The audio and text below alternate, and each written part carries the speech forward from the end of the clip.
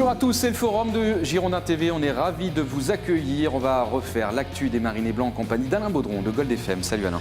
Bonjour. J'ai l'impression d'avoir déjà vécu cette scène. Oui, plusieurs fois d'ailleurs. Laurent Brun de SoFoot notamment. Salut Laurent. Salut. Alors on vous explique pourquoi on a dû enregistrer à peu près 3 fois le lancement de cette émission. Il y a eu quelques problèmes techniques. Voilà, on vous dit tout aux abonnés. De quoi allons-nous parler dans cette émission? Justement, on va revenir sur la défaite des Girondins de Bordeaux. C'était au stade de la Mosson dimanche. La revue de presse, nous allons l'ouvrir. On va évoquer ensemble peut-être les points de l'actualité footballistique qui vous ont marqué cette semaine. Et puis la 15e journée de championnat de Ligue 1, ça sera samedi soir pour les Girondins de Bordeaux. Coup d'envoi 20h. Bordeaux reçoit Sochaux, peut-être aussi un petit tour du côté de l'Europa League. Jeudi prochain, un dernier match de la poule D pour les Girondins de Bordeaux qui reçoivent Newcastle. Newcastle mal en point en ce moment en Première Ligue, on en parlera. Montpellier-Bordeaux, tout d'abord, défaite des Girondins de Bordeaux 1-0. Messieurs, vous avez suivi cette rencontre. Est-ce qu'il y a eu une mi-temps clairement girondine et une Montpellier-Rennes? Bordeaux a manqué de réalisme dans son temps fort? Ah oui, ça c'est certain qu'en première mi-temps, Bordeaux a manqué les 3 occasions qu'il ne fallait pas manquer. C'est un match qui me rappelle celui de l'année dernière, parce que Bordeaux a eu 3 occasions aussi, notamment avec Nicolas Maurice-Bellet. Et puis on avait été battu sur une erreur de marquage sur un corner Planus oubliant Outaka. Là, c'est pas Outaka, c'est Cabella qui marque, mais c'est une multitude d'erreurs qui amènent ce but. Et la deuxième mi-temps est effectivement plus Montpellier-Rennes, parce que nous on a été un petit peu moins bien. Il y a des joueurs qui ont baissé pied, parce qu'ils ont peu joué, et que Montpellier a aussi le niveau de son jeu. Et puis il me fait quand même penser au match de Coupe de la Ligue, parce qu'on avait fait plutôt une bonne première mi-temps sans être exceptionnel, et en deuxième mi-temps c'était complètement écroulé.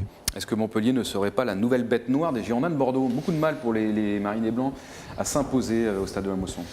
Oui, c'est vrai. Après bête noire, moi je suis pas certain, mais je rejoins l'analyse d'Alain. C'est vrai que bon, il y a eu un sursaut d'orgueil en première période, mais sur l'ensemble du match, je pense que Montpellier a été plus habile, voire plus malin.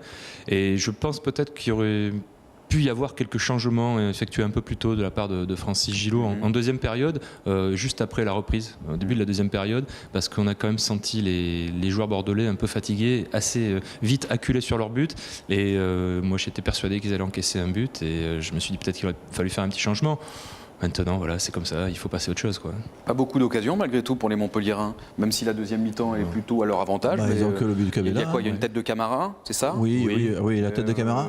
En première mi-temps, il y a le poteau de Estrada sur son corner direct, mais je pense que Carasso était dessus. Il y a une occasion qui aurait pu être une occasion si Camara la joue mieux, lancée en profondeur, il doit y aller tout seul, il choisit Charbonnier dans l'axe, c'est contré par Bordeaux. Mais il n'y avait rien. Ces Montpelliérains sont bien loin de ce qu'ils étaient capables de nous montrer. Mais même sur leur deuxième mi-temps, même sur leur point fort, ils ne sont pas exceptionnels dans le jeu. On leur a donné le match. C'est ça qui est regrettable. Si on n'avait pas fait, je pense que c'est un match qui doit finir 0-0. Vu la qualité des deux équipes et le manque de réalisme bordelais. Et une équipe montpelliéraine qui n'a pas grand-chose à montrer aujourd'hui, même s'il reste sur une période où ils ne perdent pas. On est loin quand même de l'équipe de Montpellier, championne de France, qui envoyait un peu le steak et qui avait du gaz l'année dernière. Oui, mais il y a quand même une grosse différence, c'est Olivier Giroud, parce que ça paraît basique de le dire comme ça, mais l'absence de ce buteur-là, ça a changé complètement la physionomie de jeu de Montpellier. Belanda, il est presque transparent cette saison. Évidemment, il mettait des bons ballons l'année dernière à Giroud, qu'il est transformé en but. Cette année, sans critiquer Charbonnier, qui apprend aussi, qui est en phase de rodage, je dirais, même si on est à la 13-14e journée. Mais je pense qu'ils sont vraiment orphelins de ce buteur. Et Olivier Giroud, il est en train de monter en puissance à Arsenal. Et je pense que ça a changé complètement la donne à Montpellier. Et ils sont orphelins de Belanda aussi, parce que même s'il n'a plus Giroud pour donner des ballons, il touche pas un ballon dans ce match. Il a été inexistant de la première à la dernière minute. C'est quand même celui qui est le dépositaire du jeu, parce que Cabella joue plus sur un côté. C'est une énigme. Il y avait Dernis aussi qui faisait de bonnes choses, qui a beaucoup même de vivacité, s'il était malgré plus son joker âge. Un peu. Il était plus en joker, mais ça fait une étincelle de moins aussi dans le collectif. Bien sûr. Donc, voilà. Parce que la défense reste la même, non? Il y a Congré qui est venu. Congré qui joue arrière droit. Alors là, ils avaient 2 arrières qui montent pas trop dans leur jeu, mais finalement, ils avaient le même problème que nous. Nous, on avait 2 arrières qui n'étaient pas les mêmes, puisque Mariano et Trimounaz ne jouaient pas, et on sait qu'ils montent beaucoup dans le 3-5-2. Là, Mathieu, on savait qu'il ne monterait pas beaucoup. Et Pounjé, il est monté à bon escient, mais il n'en a pas fait beaucoup plus, parce qu'il savait qu'il d'abord, sa priorité, c'était défendre. Et de l'autre côté, ils ont Congré, qui n'est pas un arrière, et El Kaoutari, qui n'est pas un arrière non plus. C'est 2 axiaux.